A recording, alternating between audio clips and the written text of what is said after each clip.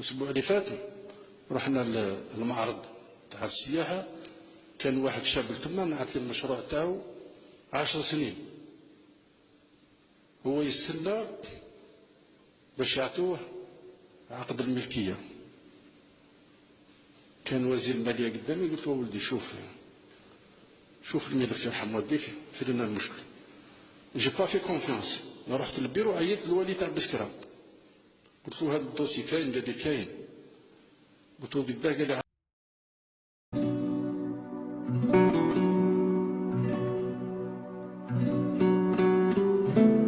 10 سنين. قلت له خفيف بسكرة الارض كاينه، ماناش في زيوزو ولا في كذا جبال ومشاكل وبريفي وذا زوي ترويت وكذا من هنا. قال لا ما كاينش مشاكل، الارض كاينه. ايه كاسكو فوز اتوندي؟ قال كي يون بروبليم، ils sont en train de faire l'enquête parcellaire. 10 سنين l'enquête parcellaire. سيدنا نوح وما يصبرش، والله ما يصبر، استغفر الله يا ربي، والله ما يصبر الصبر هذاك.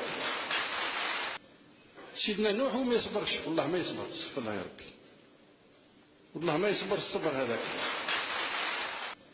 سيدنا نوح وما يصبرش، والله ما يصبر، استغفر الله يا ربي، والله ما يصبر الصبر هذاك.